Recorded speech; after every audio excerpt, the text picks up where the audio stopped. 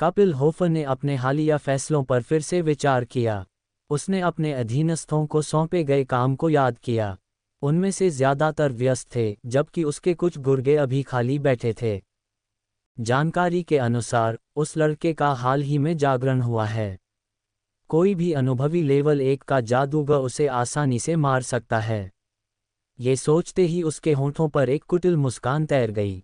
यह अनुमान पूरी तरह मुमकिन था, इसलिए उसने बिना देरी किए अपना फैसला ले लिया। वह वापस अपने केबिन की ओर चल दिया। दरवाजे के पास पहुंचकर उसने उसे धकेला और अंदर चला गया। कमरा बाहर की तुलना में अंधेरा था, जबकि अभी दिन का समय ही हो रहा था।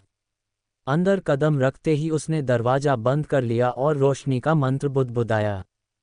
कमरे का लैंप लाल रोशनी से जगमगा उठा और पूरा कमरा उस गहरी लाल आभा में नहा गया। यह हर जादूगर द्वारा इस्तेमाल किया जाने वाला एक बुनियादी मंत्र था, जिसके लिए किसी विशेष योग्यता की जरूरत नहीं होती। बस अच्छी माना पकड़ और मंत्र उच्चारण की तकनीक पर महारत होनी चाहिए। कपिल अपनी कुर्सी पर बैठा और संचार रून को सक्रिय कर दिया। आधुनिक तकनीक से कॉल करने के बजाय उसने रून आधारित संचार का विकल्प चुना। ये जादुई तरीका काफ़ी पुराना जरूर था, लेकिन ये सुरक्षित भी सबसे ज़्यादा था। इस पुराने तरीके को हैक करना किसी के लिए भी नामुमकिन था। रून हरे रंग की रोशनी के साथ सक्रिय हुआ और एक बूढ़े व्यक्ति की धुंधली छवि हवा में तैरने लगी। मालिक, आपका क्या आदेश है? बूढ़े व्यक्ति ने सिर झुकाकर सम्मानपूर्वक पूछा। उसे काफ़ी समय से कोई महत्वपूर्ण मिशन नहीं मिला था। अपनी बढ़ती उम्र के कारण उसे आजकल सिर्फ एक स्टार वाले छोटे मिशन ही मिल रहे थे। अभी कपिल से कॉल आने पर उसे लगा कि शायद आज कोई बड़ा 5 स्टार वाला मिशन मिलने वाला है। अपने उस गुर्गे को देखते हुए कपिल ने कहा, मेरे पास तुम्हारे लिए एक काम है। इसे जल्द से जल्द पूरा करो। कपिल ने कोई घुमा फिरा कर बात नहीं की, बल्कि सीधे मुद्दे पर आया और मिशन की सारी डिटेल समझा दी। सारी जानकारी देने के बाद उसने आगे कहा, मनोज, मैं जानता हूं कि यह काम शायद 5 स्टार रेटिंग वाला न हो, लेकिन यह मेरे लिए बहुत महत्वपूर्ण है। इसलिए इसे बहुत सफाई से करना। अगर तुम्हें लगे तो तुम दूसरों की मदद भी ले सकते हो। वह बूढ़ा व्यक्ति मनोज एगर था, जो एक लेवल 1 का नाइफ मेज यानी खंजर जादूगर था। अपनी सीमित प्रतिभा के कारण वह कभी अपनी सीमा तोड़कर आगे नहीं बढ़ पाया था। अंत में वह गलत रास्तों पर चल पड़ा और अपनी जिंदगी ऐसे ही छोटे मोटे अपराधों में बिताने लगा। जीवन भर एक क्लब से दूसरे क्लब भटकने के बाद अंत में वह विष खंजर समूह में शामिल हो गया। यहाँ वह कपिल होफर की टीम के अधीन काम करता था। मालिक के शब्दों को सुनकर वह तुरंत बोला, मालिक, मैं इस काम को जल्द से जल्द पूरा कर दूंगा।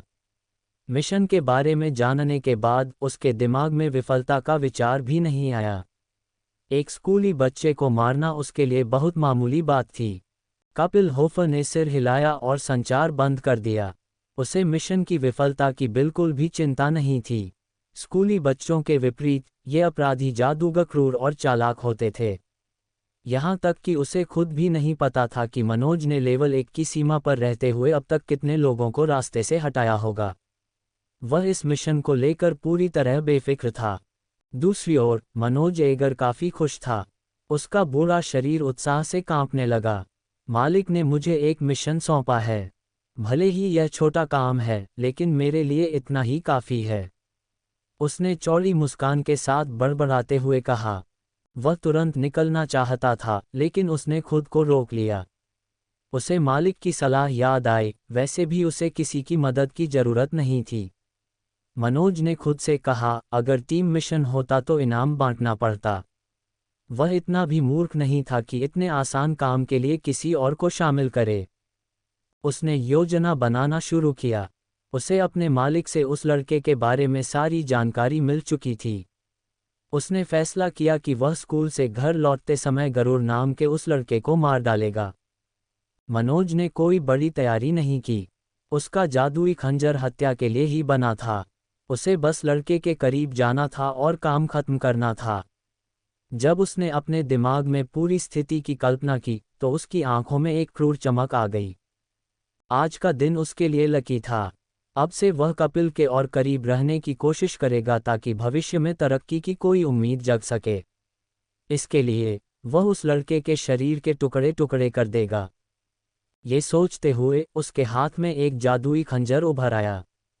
काफी समय हो गया है इसे जवान खून से रंगे हुए, उसने चाकू को सहलाते हुए खुद से कहा।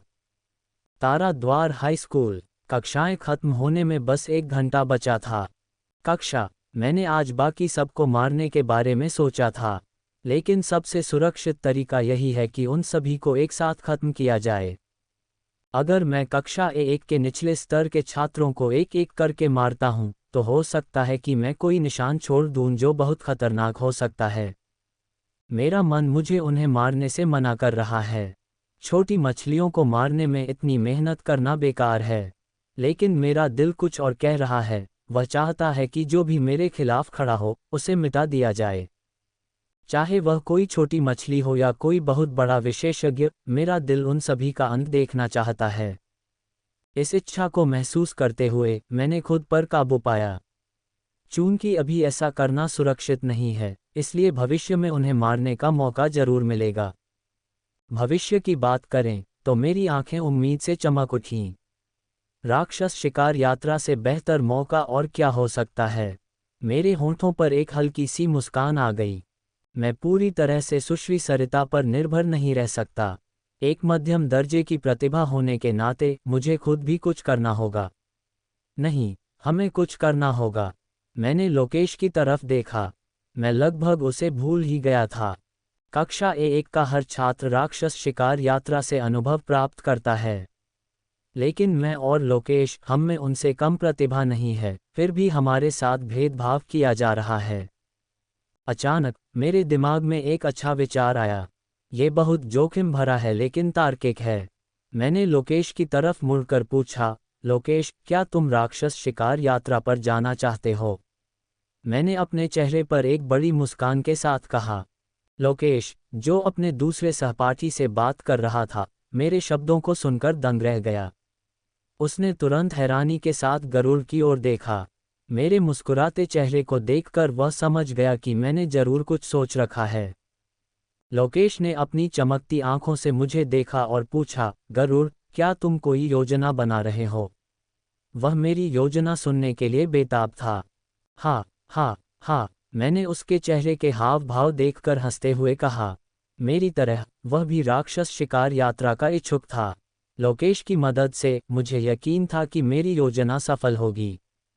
फिर मैंने अपने चारों ओर देखा। सबको देखकर मैंने माथे पर बल डाल लिए। मैं अभी उसे कुछ नहीं बता सकता था क्योंकि कक्षा चल रही थी। यहाँ अपनी योजना का खुलासा करना संभव नहीं था।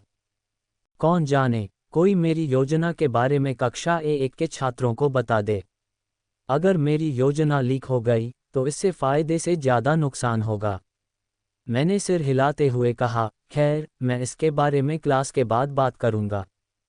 लोकेश मुस्कुराया। वह बेवकूफ़ नहीं था। वह समझ गया कि मैं यहाँ क्यों हिचकिचा रहा था।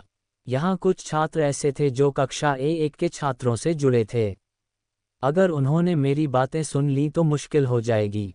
उसने जवाब में तुरंत थम्स अप का इशारा किया। समय बीतता गया। 1 घंटे बाद क्लास खत्म हो गई। मैंने लोकेश के कंधे पर हाथ रखा और उसे मेरे पीछे आने को कहा। क्लास से बाहर निकलने के बाद मैं उसके साथ लिफ्ट की ओर भागा। मैं सुश्री सरिता की राय जानना चाहता था। मैं देखना चाहता था कि उनके दिमाग में क्या चल रहा है। अगर उनकी योजना मेरी योजना से बेहतर हुई तो मैं अपनी योजना का खुलासा नहीं करूंगा। गरुड़ को लिफ्ट की तरफ भागते देख लोकेश ने कोई सवाल नहीं किया और आज्ञाकारी रूप से पीछे चला आया। कक्षा से बाहर निकल रहे छात्र इन दोनों को देखकर हैरान थे। वे सोच रहे थे कि ये दोनों क्या करने वाले हैं, लेकिन उनमें से कोई भी हमसे पूछने के लिए आगे नहीं आया। ए ब्लॉक से बाहर निकलने के बाद हम स्टाफ ब्लॉक की ओर बढ़े। मुझे उम्मीद थी कि स्कूल से निकलने से पहले सुश्री सरिता मिल जाएंगी। कई स्टाफ सदस्य सीढ़ियों से नीचे उतर रहे थे। हम तुरंत दूसरी मंजिल पर भागे। कुछ मिनट बाद हम उनके केबिन के सामने खड़े थे। दरवाजे पर एक नेम प्लेट लगी थी जिस पर स्पष्ट रूप से लिखा था, सुश्री सरिता, A2 क्लास टीचर। दरवाजे के सिस्टम को चालू देखकर मैं समझ गया कि वह अपने केबिन के अंदर ही हैं। फिर मैंने हमारे आगमन की सूचना देने के लिए डोर सिस्टम पर बटन दबाया। अगले ही पल दरवाजा सरक कर खुल गया। मैंने लोकेश की तरफ देखा और उसे अंदर आने का इशारा किया। अंदर कदम रखते ही मैंने देखा कि सुश्री सरिता हमारा इंतजार कर रही थीं। मैंने मुस्कुराते हुए उनका अभिवादन किया, नमस्ते क्लास टीचर। लोकेश ने भी घबराते हुए उनका अभिवादन किया। सुश्री सरिता हमें इस समय यहाँ देखकर हैरान थीं। उन्होंने हमें बैठने का इशारा किया और पूछा, क्या बात है? कहीं ये फिर से कक्षा A1 के बारे में तो नहीं है? कक्षा A1 के बारे में सोचते हुए उन्होंने अपनी बाहें सिकुड़ी और फिर पूछा, क्या उनमें से किसी ने फिर से कोई परेशानी खड़ी की है? उनका सवाल सुनकर मुझे हैरानी नहीं हुई। उन्होंने पिछली बार मुझे लक्ष्य से बचाया था। मैंने सिर हिलाया और जवाब दिया, नहीं क्लास टीचर, बात उनके बारे में नहीं है। मुझे आपसे कुछ और चर्चा करनी है। Throwing kisses. सुश्री सरिता ने मेरी बात सुनकर गंभीरता से मेरी ओर देखा। उन्होंने थोड़ी देर सोचा और फिर मुझसे आगे बोलने का इशारा किया। मैंने बिना किसी हिचकिचाहट के कहा, मैम, मैं चाहता हूं कि यह राक्षस शिकार यात्रा हकीकत में हो। कक्षा A1 के छात्रों के विपरीत हम दोनों को अपनी प्रतिभा होने के बावजूद कभी बाहर जाने का मौका नहीं मिला। लोकेश ये सुनकर थोड़ा चौंक गया, लेकिन उसने मेरे साथ सहमति जताई। उसे भी लगा कि हम किसी से कम नहीं हैं। सुश्री सरिता ने शांत भाव से मेरी बात सुनी। उन्हें भी हम दोनों के प्रति सहानुभूति महसूस हो रही थी। उन्होंने धीरे से कहा, मैं जानती हूं कि तुम दोनों की शिकायतें जायज़ हैं, लेकिन मैं केवल एक स्टाफ सदस्य हूं, मैं इसमें सीधे तौर पर कुछ नहीं कर सकती। उन्होंने थोड़ा रुक कर आगे जोड़ा, इस मामले में केवल प्रधानाचार्य कॉलिंस ही मदद कर सकते हैं। कक्षा A1 में 2 सीटें बढ़ाना कोई बड़ी बात नहीं है। कोई लिखित नियम नहीं है कि एक कक्षा में केवल 30 छात्र ही हो सकते हैं। वे थोड़ी उलझन में थीं। मुझे वाकई हैरानी है। आप दोनों की प्रतिभा विशेष है। गरुड़, तुम्हारी ऊर्जा का स्तर और लोकेश का शारीरिक वेरिएंट सब अद्भुत है। फिर भी प्रधानाचार्य इसे नज़रअंदाज कर रहे हैं। ये बहुत दुखद है। तभी लोकेश ने बीच में बात काटते हुए पूछा, मैम, क्या आप हमारी तरफ से प्रधानाचार्य से बात नहीं कर सकती? मैंने लोकेश की इस बात पर गौर किया। उसे भी अपनी स्थिति सुधारने की इच्छा थी। सुश्री सरिता, जो अभी तक उलझन में थी, उसकी बात सुनकर शर्मिंदा महसूस करने लगीं। एक जादूगर और शिक्षिका के तौर पर उन्हें न्याय के लिए लड़ना चाहिए था, लेकिन स्कूल के नियमों के आगे वे भी मजबूर थीं। उन्होंने कहा, क्या तुम्हें लगता है कि मैंने ये सवाल नहीं उठाया? जब भी मैंने प्रधानाचार्य से बात की तो उनका जवाब होता है कि यह केवल अस्थायी स्थानांतरण है। लेकिन ये कब तक चलेगा, किसी को नहीं पता। ये सुनकर मुझे याद आया कि प्रधानाचार्य ने पहले दिन मुझे भी यही कहा था। मैंने कहा, मैम, कक्षा A1 में पढ़ने से ज़्यादा महत्वपूर्ण अभी यह राक्षस शिकार यात्रा है। अगर हमें यह मौका नहीं मिला तो हम बाकी छात्रों से बहुत पीछे रह जाएंगे। सुश्री सरिता ने स्थिति की गंभीरता को समझा। माहौल को हल्का करते हुए उन्होंने कहा, चिंता मत करो। मुझे विश्वास है कि अगली बार वे तुम दोनों का नाम शामिल करेंगे। तब तक अभ्यास जारी रखो। और जहां तक राक्षस शिकार यात्रा की बात है, मैं अपने साथियों के साथ मिलकर प्रधानाचार्य से फिर बात करूंगी। हम दोनों की आंखें चमक उठीं। लोकेश ने उत्साह में कहा, अगर हम सब मिलकर दबाव डालेंगे तो वे मना नहीं कर पाएंगे। सुश्री सरिता हंस पड़ीं। उन्हें लगा कि काम इतना आसान नहीं है, लेकिन वे उम्मीद नहीं छोड़ना चाहती थीं। उन्होंने पूछा, तुम्हारी क्या योजना है, गरुड़? मैंने दृढ़ता से कहा, मैम, मैं स्वर्ण नदी अकादमी के एक वरिष्ठ अधिकारी से मदद मांगने की योजना बना रहा हूँ। और लोकेश मारुति फूड चेन से संपर्क करेगा। लोकेश ये सुनकर दंग रह गया। उसे लगा कि यह वाकई एक ठोस योजना है। सुश्री सरिता के चेहरे पर हैरानी थी। स्वर्ण नदी अकादमी और मारुति फूड चेन।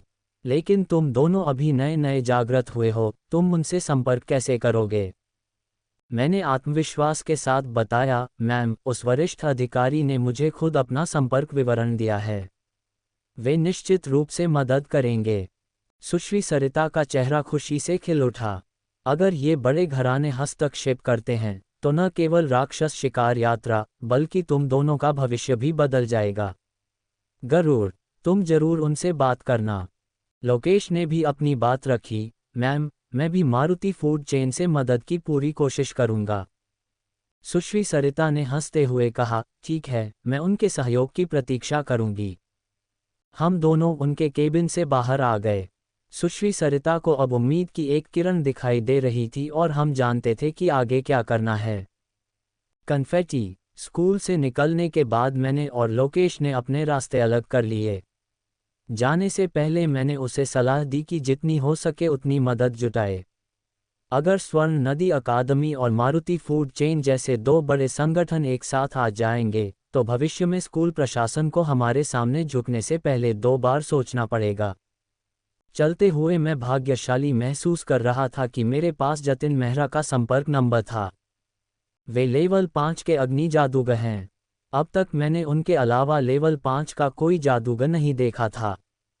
यहाँ तक कि इस स्कूल में भी मुझे उनके बारे में कोई जानकारी नहीं थी, इसलिए उनका अस्तित्व बहुत दुर्लभ है।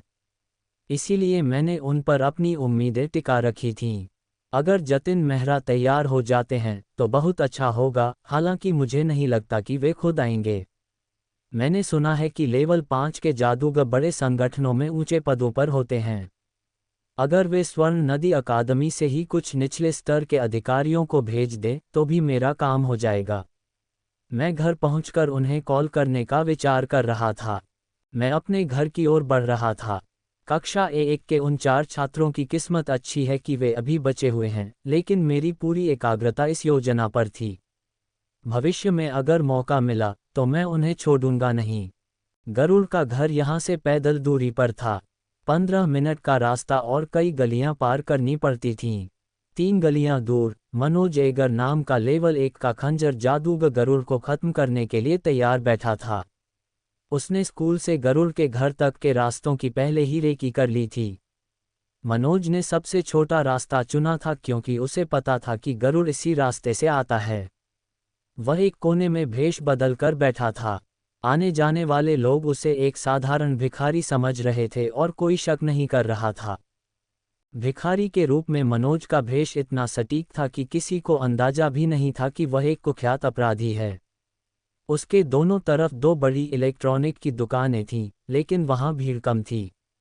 सुरक्षा कैमरों की नज़र से भी वह कोना बचा हुआ था। मनोज घड़ी देखकर बड़बड़ाया, जल्दी आ जाओ, मुझे तुम्हारा ही इंतजार है। उसने पहले ही कपिल होफर से मिलने वाले इनाम की सूची बना ली थी। वह मन ही मन अपनी जीत का सपना देख रहा था। तभी गरुड़ दूसरी गली में पहुंचा। मुझे अचानक अजीब सी बेचैनी महसूस होने लगी। मैंने अपना सिर पकड़ लिया। मेरी हर योजना सही चल रही थी, तो फिर यह डर कैसा? मैंने अपनी चाल धीमी कर दी। पास में कोई भी भोजनालय नहीं था जिससे मैं अपना मूड ठीक कर सकूं। मैंने सोचा घर पहुंचकर माँ से कुछ स्वादिष्ट खाना बनवाऊंगा। ये सोचकर मैंने घर की ओर कदम बढ़ा दिए। मनोज ने हर आने जाने वाले पर नज़र रखी हुई थी। वह बहुत सतर्क था और अपने शरीर की ऊर्जा को छिपाए हुए था ताकि किसी को शक न हो। 5 मिनट बाद उसने एक साए को आते देखा। नीली स्कूल यूनिफॉर्म और स्कूल का बैज, वह गरुड़ ही था। मनोज के चेहरे पर एक शैतानी मुस्कान आ गई। उसने सुनिश्चित किया कि कोई और साथ में तो नहीं है। रास्ता खाली था। मनोज खड़ा हुआ और उसने अपनी आस्तीन से एक काला खंजर निकाला। उसने गरुड़ के दिल को निशाना बनाया, क्योंकि वही जादूगर का मुख्य केंद्र होता है। गरुड़, जो अपने विचारों में खोया था, अचानक सतर्क हो गया। मुझे खतरा महसूस हुआ। डिंग, शत्रु का पता चला। Status panel. गुट का नाम विष खंजर। शत्रु का नाम मनोज एगर। जादू खंजर जादू। स्तर लेवल 1। ताकत 60। गति 52। सहन शक्ति 47। मेरे सामने अचानक स्टेटस पैनल उभर आया।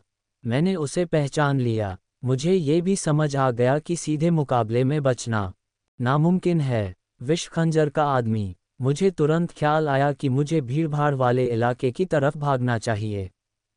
थ्रोइंग किसल्स। जैसे ही गरुड़ पीछे हटा, वह बूढ़ा मनोज अपनी जगह से गायब हो गया।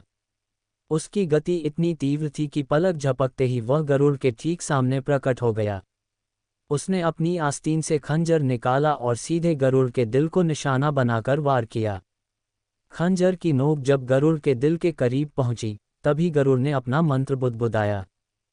गुरुत्वाकर्षण धक्का। मंत्र का असर होते ही आसपास की हवा भारी हो गई और गरुड़ के शरीर से एक जबरदस्त गुरुत्वाकर्षण बल बाहर निकला। मनोज, जो गरुड़ के बिल्कुल करीब था, सीधे इस हमले की चपेट में आ गया। गरुड़ के शरीर से निकली वह मटमैली ऊर्जा पूरे 500 किलो के दबाव के साथ मनोज से टकराए। बूढ़ा मनोज अविश्वास में फटी आंखों के साथ पीछे की ओर उड़ गया।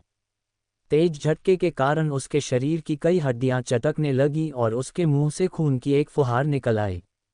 दर्द से कराहते हुए वह जमीन पर जा गिरा।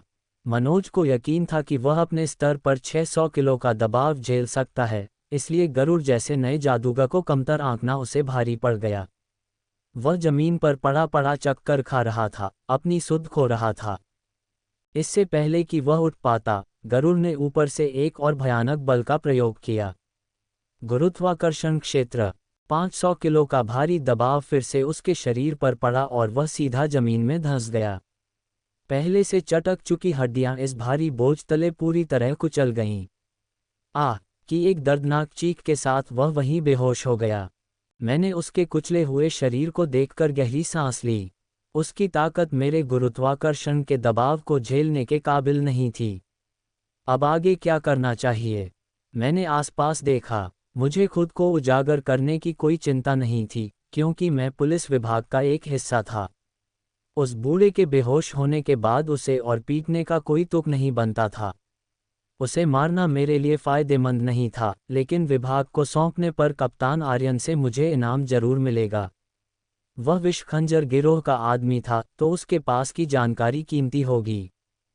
पुलिस को फ़ोन करने से पहले मैंने उसकी उंगली से उसकी स्टोरेज रिंग निकाल ली और उसके पास मौजूद कीमती सामान की जांच की। उस बूढ़े की तैयारी देखकर मैं हैरान था। उसने भिखारी का भेष इतना सटीक बनाया था कि अगर मेरे पास सिस्टम न होता तो मैं कभी शक भी नहीं करता। 2 गुरुत्वाकर्षण मंत्रों के प्रयोग से आसपास थोड़ी हलचल मच गई थी। दुकानों से लोग बाहर निकले और उस बेहोश भिखारी को देखकर एक ही बात सोची कि वह मर चुका है। गरुड़ को पास खड़े देख उन्होंने अपनी दूरी बनाए रखी। स्कूल की जर्सी पहने एक जादूगर से उलझना कोई नहीं चाहता था, चाहे वह नया ही क्यों न हो। कुछ जागरूक राहगीरों ने तुरंत अधिकारियों को घटना की सूचना दी। भीड़ जमा हो रही थी, लेकिन कोई मेरे करीब आने की हिम्मत नहीं जुटा पा रहा था। मैंने भीड़ की परवाह किए बिना नियंत्रण कक्ष को फ़ोन किया और घटना की जानकारी दी। मैंने अपनी पहचान के तौर पर अपनी पार्ट टाइम पुलिस आईडी का इस्तेमाल किया। सूचना देने के बाद मैंने कप्तान आर्यन को संपर्क किया। मुझे पता था कि स्थानीय पुलिस को आने में समय लगेगा, इसलिए मैंने विशेष रूप से लेवल 2 के जादूगर को भेजने को कहा। कप्तान आर्यन का फ़ोन तुरंत कनेक्ट हो गया। गरुड़, क्या बात है? उम्मीद है कि तुम किसी संदेह के कारण फ़ोन नहीं कर रहे। कप्तान आर्यन ने दूसरी तरफ से पूछा। कप्तान आर्यन, मुझ पर विश्व खंजर के एक हत्यारे ने हमला किया था, मैंने सीधे मुद्दे पर आते हुए कहा। क्या? कप्तान आर्यन की आवाज़ में अविश्वास था। वह कुछ पलों के लिए चुप हो गए। वे अभी नीलपंख होटल पर छापेमारी की योजना बना रहे थे और दूसरी तरफ गरुड़ पर उसी गिरोह ने हमला कर दिया था। एक अनुभवी जादूगर के तौर पर उन्होंने खुद को संभाला और पूछा, क्या तुम ठीक हो? जी कप्तान, मैं बिल्कुल ठीक हूँ, बस किस्मत ने साथ दिया, मैंने जवाब दिया। कप्तान आर्यन ने राहत की सांस ली।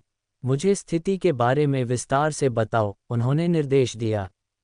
जब मैंने उन्हें पूरी बात बताई और बताया कि मनोज को मैंने बेहोश कर दिया है, तो कप्तान ने हैरान होकर कहा, ऐसा लगता है कि तुम्हारी विशेष जादू कला ने तुम्हारी जान बचा ली।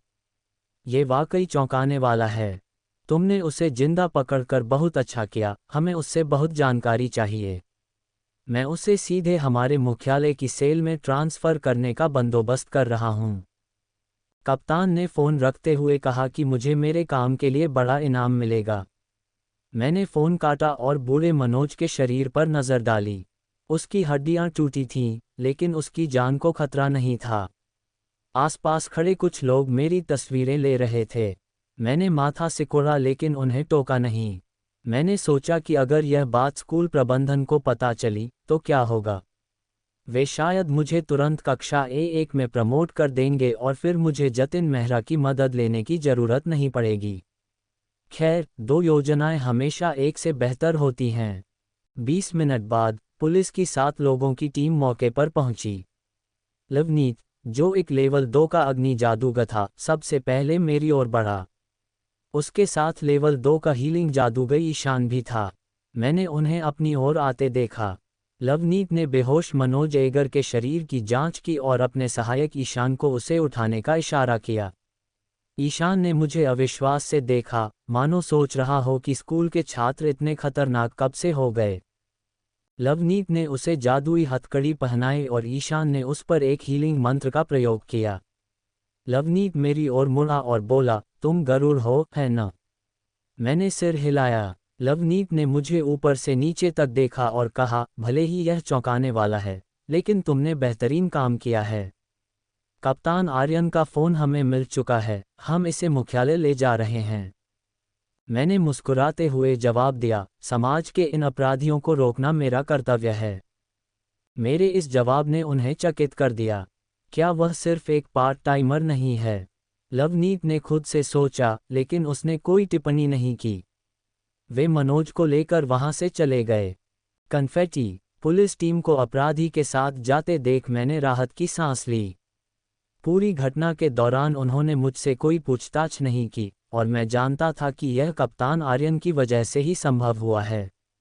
वरना वे अधिकारी मुझे इतनी आसानी से जाने नहीं देते। आसपास खड़े लोगों की जिज्ञासा भरी नज़रों को नज़रअंदाज करते हुए मैं सीधे अपने घर की ओर बढ़ गया। मुझे इस बात का बिल्कुल अंदाजा नहीं था कि उस छोटी सी भिड़ंत की खबर स्थानीय समाचारों की सुर्खियां बन चुकी है। गरुड़ के घर पर उसके पिता भरत अपने बड़े बेटे आर्यन के साथ बैठे बात कर रहे थे।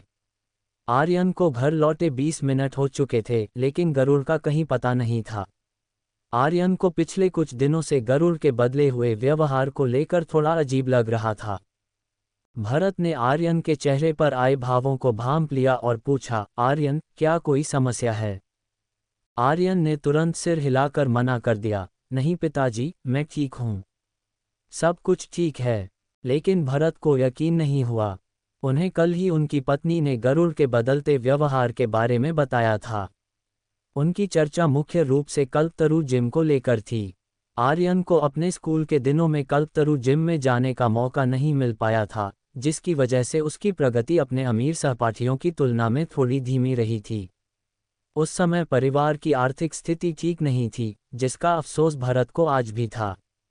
अब स्थिति बेहतर होने पर उन्होंने गरुड़ को प्रशिक्षण के लिए कुछ पैसे दिए थे, लेकिन आर्यन के मन में गरुड़ को लेकर सवाल थे।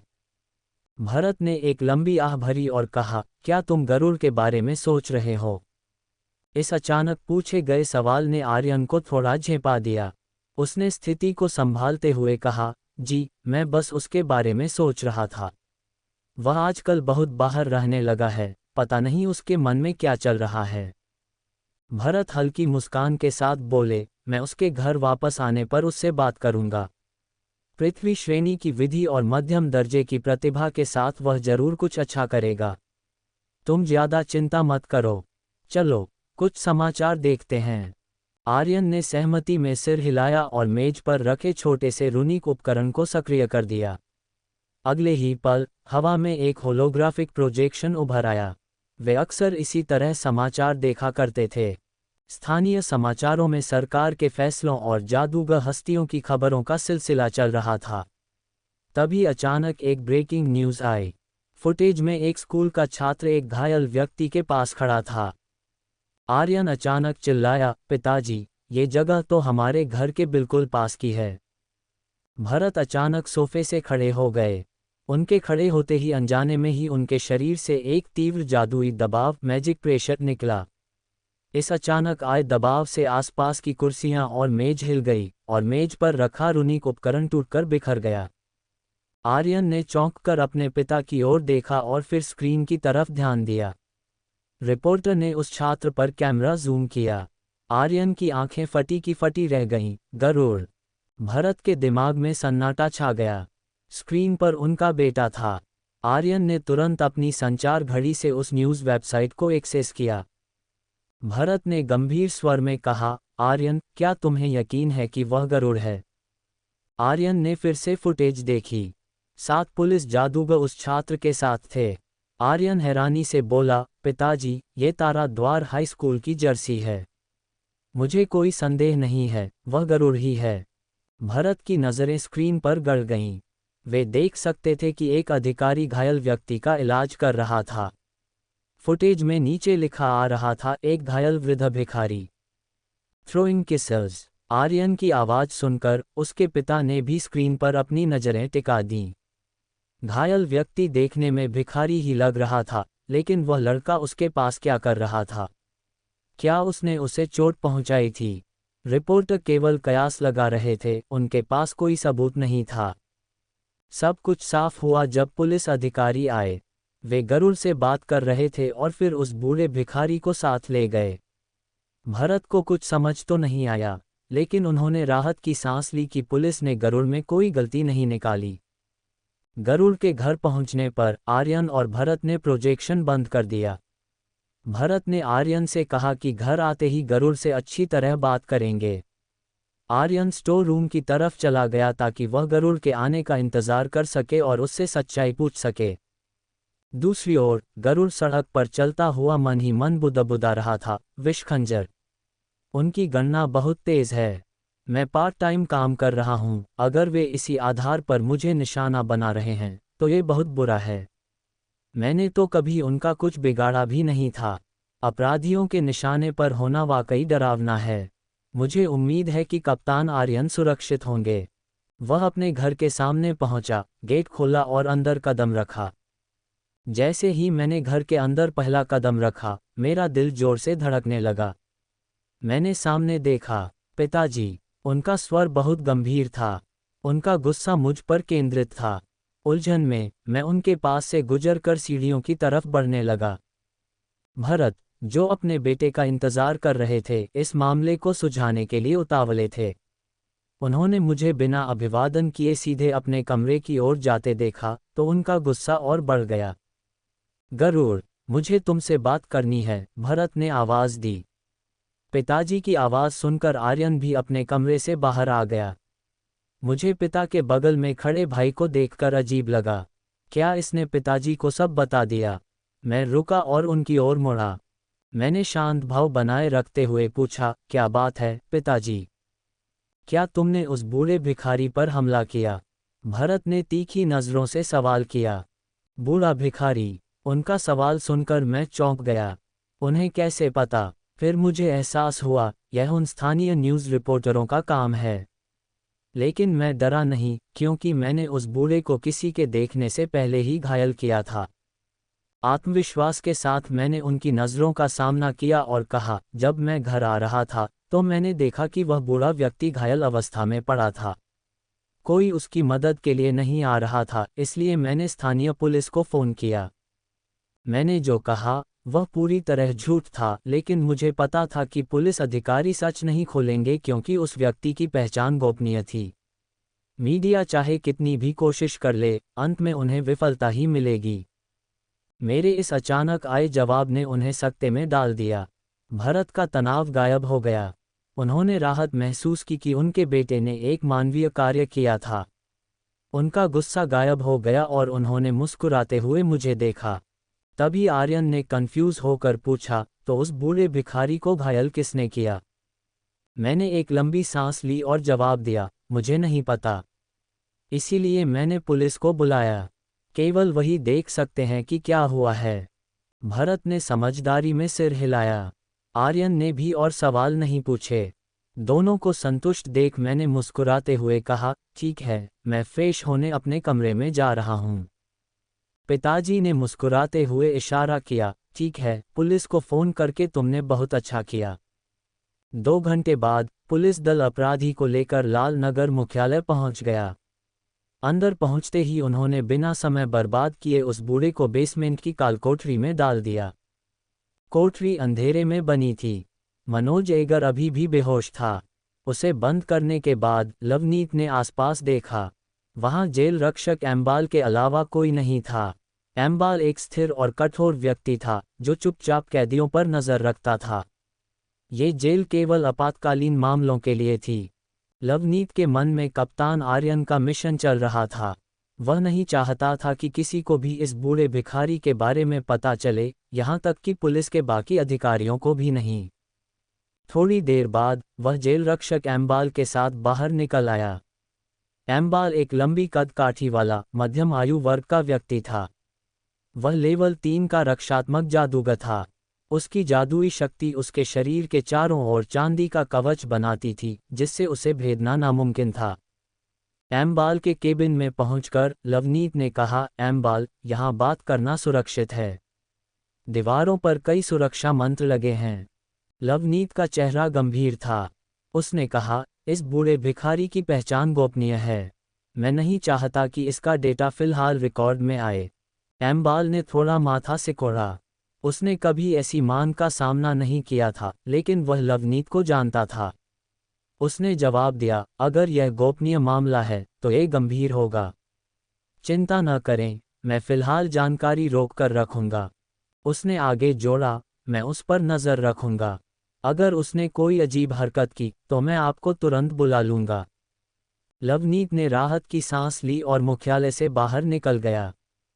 Cold sweat smile. Tara Nagar का छोटा सा कस्बा, डॉक्टर मिंजो का क्लिनिक।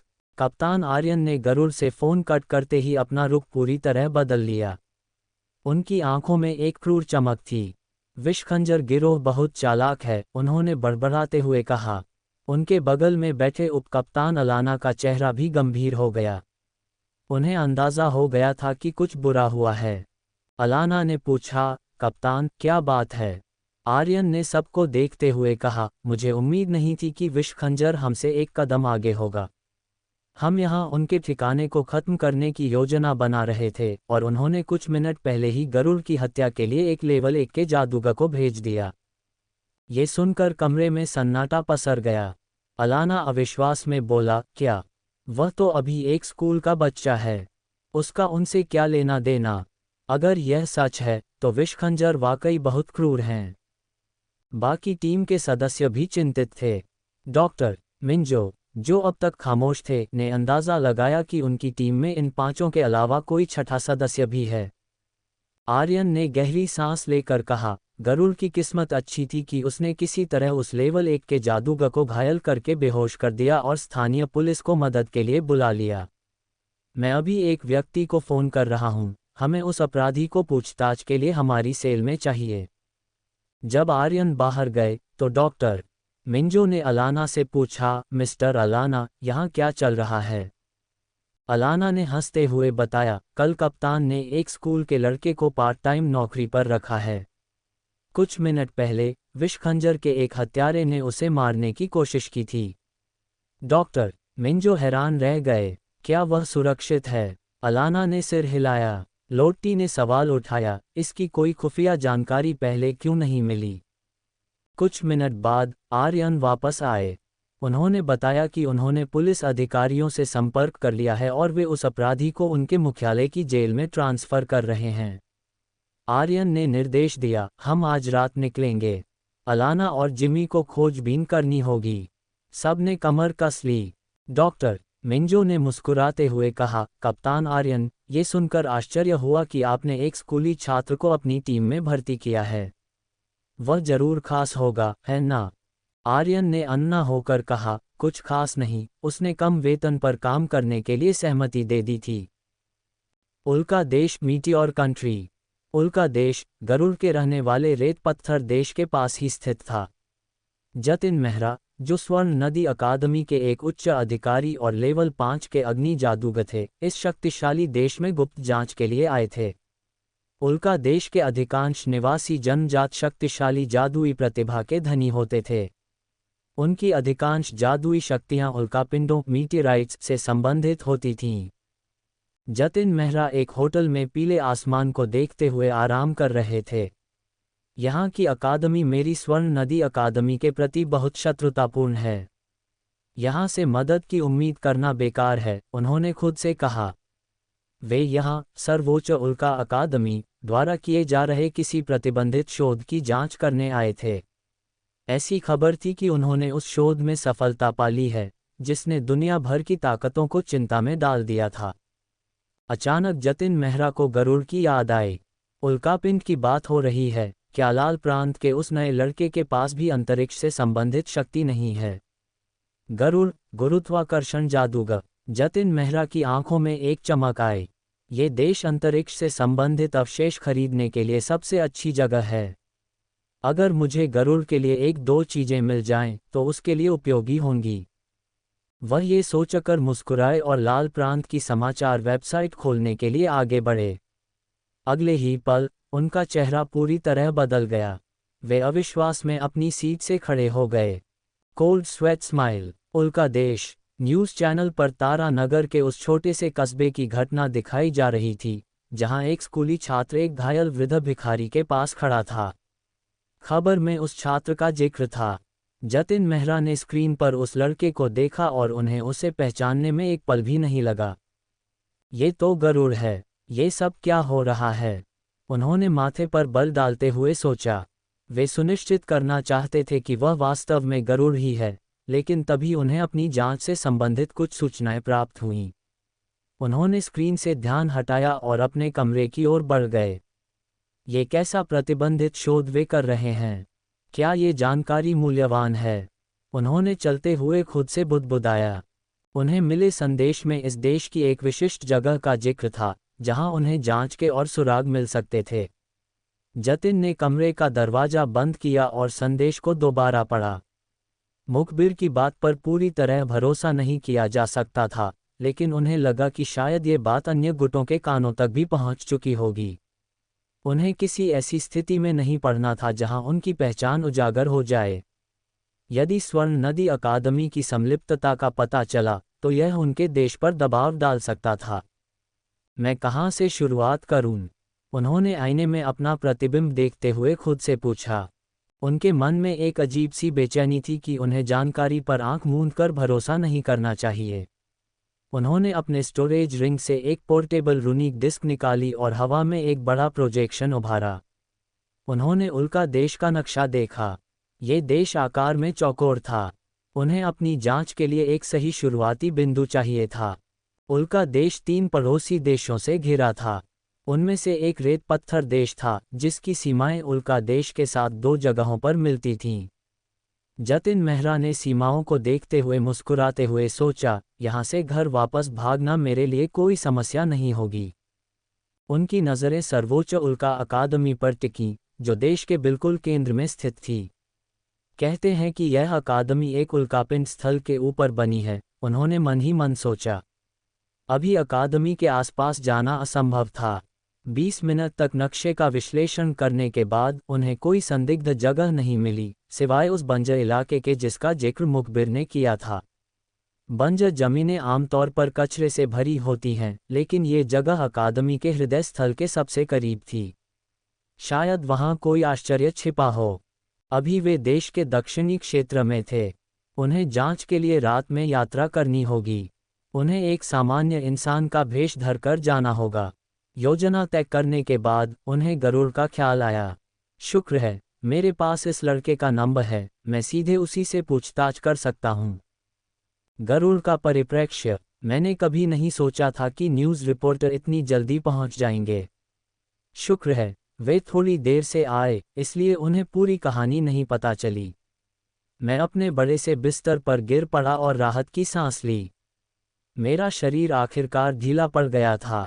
तभी मुझे एक कॉल आया। मैंने अनिच्छा से स्क्रीन पर देखा। जतिन मेहरा का नाम देखते ही मेरा दिल जोर से धड़कने लगा। मैंने घबराहट को शांत किया और कॉल उठाया। गरुड़। दूसरी तरफ से जतिन मेहरा की गंभीर आवाज़ आई। जी सर, मैं गरुड़ बोल रहा हूँ, मैंने अपनी आवाज़ सीधी करते हुए कहा। जतिन मेहरा ने पूछा, मैंने अभी कुछ मिनट पहले एक स्कूली छात्र के बारे में ब्रेकिंग न्यूज़ देखी। क्या वह तुम हो? मैं हैरान था। क्या उन्हें इतनी दूर की खबरें भी पता हैं? मैंने माथे पर हाथ रखा और जवाब दिया, जी, दुर्भाग्य से वह मैं ही हूँ। मैंने उन्हें वह सब कुछ बताया जो पिछले कुछ घंटों में हुआ था। मेरा पार्ट टाइम काम, नई टीम और स्कूल में जो कुछ भी हुआ। मैंने सुश्री सरिता से किए गए अपने वादे को भी याद किया। सर, मुझे स्कूल प्रबंधन को मेरे स्थानांतरण के लिए मनाने में आपकी मदद चाहिए। मैं अब निचले स्तर की कक्षा में अपना समय बर्बाद नहीं कर सकता। मैं कक्षा A2 में हूँ और इस वजह से मुझे राक्षस शिकार यात्रा पर जाने का मौका नहीं मिला। मैंने अपनी लाचारी पूरी ईमानदारी से बयां कर दी। दूसरी तरफ सन्नाटा था। जतिन मेहरा कुछ देर के लिए हैरान थे। क्या गरुड़ झूठ बोलेगा? नहीं, एक सुदूर इलाके में स्थित स्कूल स्वर्ण नदी अकादमी की गरिमा का अपमान करने की हिम्मत नहीं करेगा। जतिन मेहरा ने सोचा, क्या इसके पीछे कोई और ताकत है? उन्होंने पूछा, क्या तुम्हें हमारे अलावा किसी और गुट से अनुबंध का प्रस्ताव मिला है? मैंने उन्हें सच सच बता दिया। जतिन मेहरा की आवाज़ गंभीर हो गई। विषखंजर, डाक लीग। उन्होंने बुदबुदाया। उन्होंने कहा, गरुड़, तुम तनाव मत लो, मैं इसे देख लूँगा। मैंने राहत की सांस ली। फिर मैंने आर्यन, लोकेश के बारे में भी बताया। सर, मेरा एक अच्छा दोस्त है आर्यन। वह भी वैसी ही स्थिति का सामना कर रहा है। उसे मारुति फूड चेन ने भर्ती किया है। मैं घबराहट के साथ उनके जवाब का इंतज़ार करने लगा। Smiling face. जतिन मेहरा ने फ़ोन रखते हुए फ़ोन कॉल के बारे में सोचा। मारुति फूड चेन, उन्होंने इस नाम के बारे में सुना था। ये रेत पत्थर देश की सबसे बड़ी खाद्य श्रृंखलाओं में से एक थी और वे अजीब शक्तियों वाले लोगों को भर्ती करते थे। उन्हें मदद करने में कोई आपत्ति नहीं थी। स्वर्ण नदी अकादमी के लिए गरुड़ की मदद करना कोई बड़ी बात नहीं थी। जतिन मेहरा ने तुरंत अपने सहकर्मियों को गरुड़ की स्थिति के बारे में संदेश भेज दिया। उन्हें खुद कुछ करने की ज़रूरत नहीं थी, उनके सहकर्मी यह संभाल लेंगे। साथ ही उन्होंने अपने देश के लाल प्रांत में बढ़ रही विषखंजर की गतिविधियों के बारे में भी चेतावनी दी। गरुड़ को मदद करना एक अच्छा निवेश था, क्योंकि वह उनकी अकादमी के विशेष कार्यक्रम में नामांकित था। गरुड़ की प्रतिभा मध्यम स्तर की थी, इसलिए सामान्य तौर पर कोई उस पर ध्यान नहीं देता, लेकिन जतिन मेहरा ने उसे संभालना उचित समझा। रात ढलने के साथ जतिन मेहरा अपने होटल के कमरे में आराम कर रहे थे। 2 घंटे बाद उन्हें निकलना था। उन्हें सर्वोच्च उल्का अकादमी के पास स्थित बंजर भूमि की जांच करने के लिए अकृतन नगर पहुंचना था।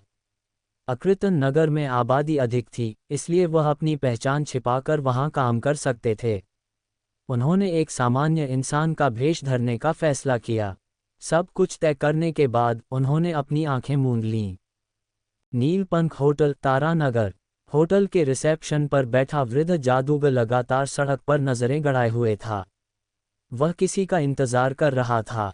आज रात 12:20 पर एक भारी ट्रक कीमती अवशेषों के साथ नीलपंख होटल पहुंचने वाला था। यह मिशन बहुत गंभीर था। दोपहर के बाद से ही होटल का माहौल बदल गया था। पहले यहाँ कोई शक्तिशाली ऊर्जा महसूस नहीं हो रही थी, लेकिन फिर शक्तिशाली जादूगरों का तांता लग गया।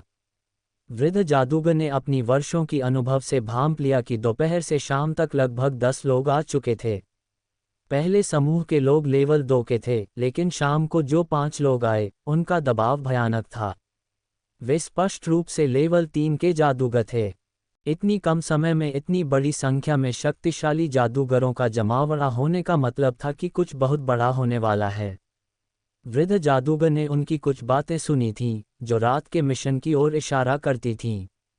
उसे अपने किसी भी वरिष्ठ से कोई निर्देश नहीं मिला था, जो उसके लिए अपमानजनक था, फिर भी वह बस सड़क पर नजर रखे हुए था। उसे उन अवशेषों को देखने का लालच था, जिनसे उसे लेवल 3 तक पहुंचने में मदद मिल सकती थी। तभी हॉल से शोर सुनाई दिया। 5 स्थानीय गुंडे वहां बहस कर रहे थे। वे अपना आपा खो रहे थे। मुख्य गुंडा, जिसे सब बॉस कहते थे, अपने 4 साथियों के साथ था। उन सबको लग रहा था कि उनकी याददाश्त के साथ कुछ छेड़छाड़ हुई है और उन्हें शक था कि यह काम रिसेप्शन पर बैठे वृद्ध जादूगर का है। गुंडों में से एक, जिसके चेहरे पर निशान था, गुस्से में बड़बड़ाया, क्या तुम्हें लगता है कि यह उस बूढ़े जादूगर का काम है? जैसे ही उसने बूढ़ा जादूगर कहा, सबकी हालत खराब हो गई। उन्हें कल की घटना याद थी, लेकिन वे उसे पूरी तरह से याद नहीं रख पा रहे थे। बॉस ने फुसफुसाते हुए कहा, मुझे लगता है कि यह उसी का काम है। वह अब हमें और बर्दाश्त नहीं करना चाहता। निशान वाले गुंडे ने हताशा में अपने हाथ में पकड़ा वाइन का गिलास तोड़ दिया। बॉस चिल्लाया, क्या कर रहे हो? ये जादूगरों का कार्यस्थल है। अगर हमने कोई गड़बड़ की तो हमें यहाँ से जीवित बाहर नहीं जाने दिया जाएगा। तभी दरवाजा खुला और वृद्ध जादूगर अंदर आया। उसने गुंडों को अपनी तीखी नज़रों से देखा और फिर डरते हुए पहली मंजिल की ओर इशारा किया, जहां खतरनाक जादूगर ठहरे थे। उसने मंद मुस्कान के साथ कहा, तुम लोग सच में मरना चाहते हो क्या? गुंडे डर के मारे कांपने लगे।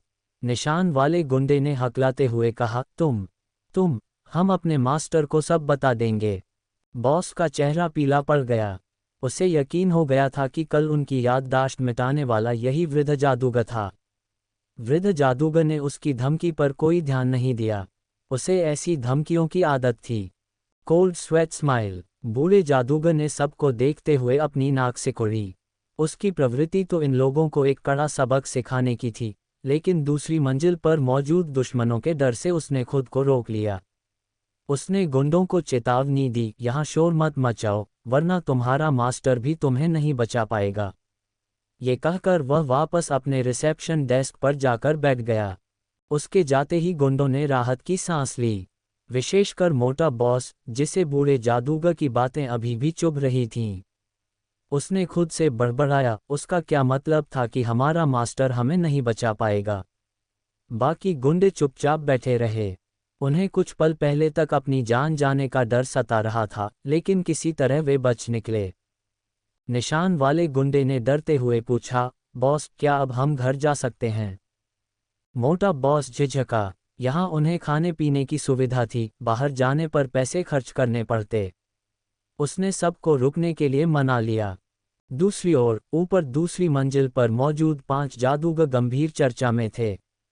कुछ घंटे पहले डॉक्टर मिंजो के क्लिनिक में कप्तान आर्यन ने उपकप्तान आलोक और जिमी को नीलपंख होटल की जांच के लिए भेजा था। आलोक और जिमी की जोड़ी एकदम सटीक थी। आलोक की गति और जिमी की सूंघने की अद्भुत शक्ति उन्हें बेहतरीन जासूस बनाती थी। होटल के बाहर निकलते समय जिमी ने आलोक से पूछा, हमें शुरुआत कहाँ से करनी चाहिए? आलोक ने जवाब दिया, अभी शाम है, हम रात में इमारत की जांच करेंगे। फिलहाल हम बाहर से स्थिति पर नज़र रखते हैं। दोनों ने अपनी मौजूदगी छिपा ली और होटल की ओर बढ़ गए।